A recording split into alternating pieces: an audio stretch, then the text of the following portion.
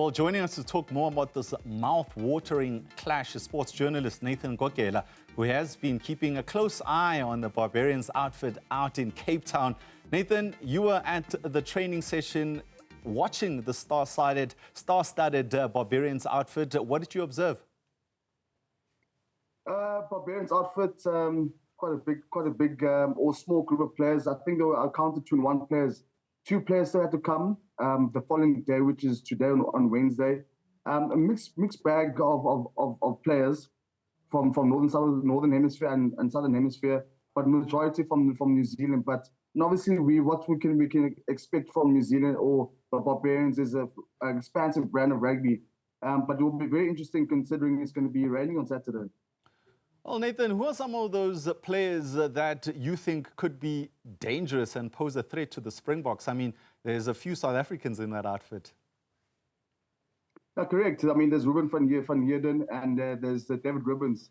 David Ribbons is from South Africa, but obviously played for England.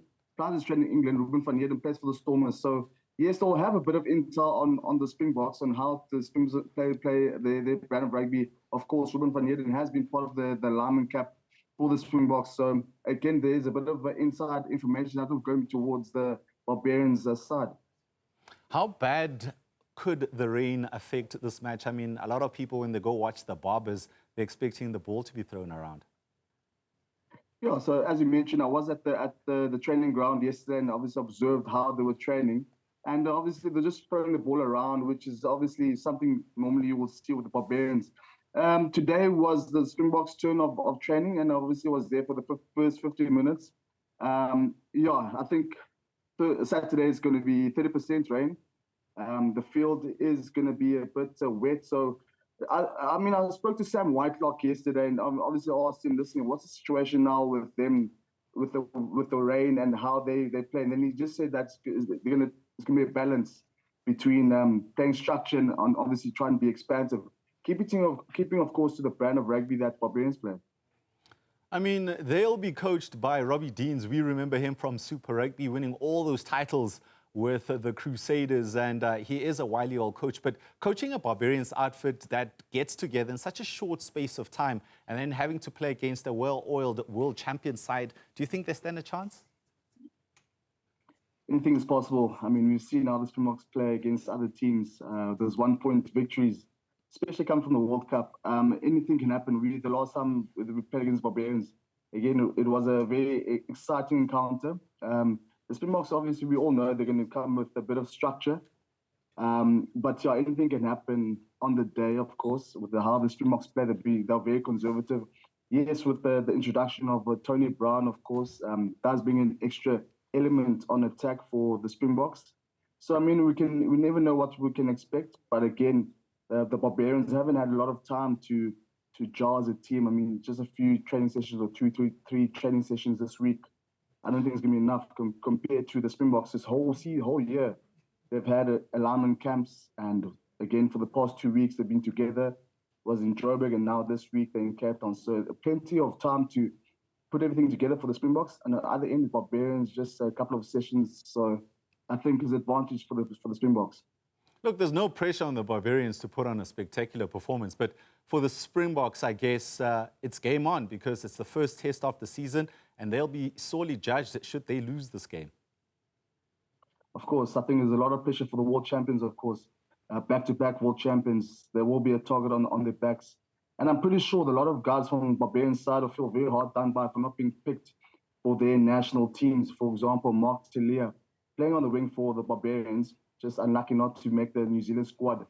A few others as well. So I think for them, they've got a lot to prove, and obviously some guys from Barbarian side are coming to the end of their careers, so they obviously want to have a good swan song for them. There will be pressure on the Springboks. The Springboks have a balanced squad or balanced team for Saturday, considering they've got Asenate Tlabakane, who's playing his first game. Vincent Chituka playing his first game for the Springboks, unofficial game, of course. And obviously the back line is well settled. So mixed bag for the Springboks this weekend. Oh, you touched on some of the debutants. I mean, there's 4 altogether, and I think the media was privy to speak to Vincent, I guess, yesterday, and you've probably bumped into Asenate in the training sessions. What's the mood like? Are they excited? What are they saying about the prospect of getting their first cap for the Boks? Actually, I spoke to Vincent Chituka in the press conference and afterwards, just congratulating him of the well-earned spot in the Springboks, donning the number 7 jersey, which was held tightly by Peter Septitoy. So again, it was just he was being rewarded for all his efforts in the RC, playing for the Sharks. I mean, he's excited and he's looking forward to the occasion. I don't know, we know what happened with him, and with the whole passport. I mean, he's from Congo, so passport situation, and he was just waiting for his ID, his physical ID, in order for him to be invited to the Springbok Alignment Camp. So he got that opportunity, and now he's getting an opportunity to play for the Springboks. And on the other end is Asenate Tlhabakanye, who's had a very good season with the Lions. He's lost 18 kilograms this season, so for him it's going to be another. I mean, I haven't had a chat with Asenate Tlhabakanye, but I think he's excited and he's probably a bit nervous. I mean, I saw him today; he looked a bit nervous.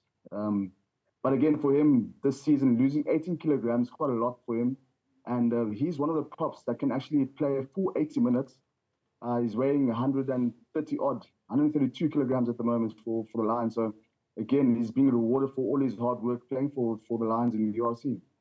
Thank you so much, Nathan Kokela, their sports journalist, who's giving us the latest from that Springbok camp. And of course, they'll be taking on the Barbarians this coming weekend. Well, that's where we leave it from the sports desk. More news and headlines right after this.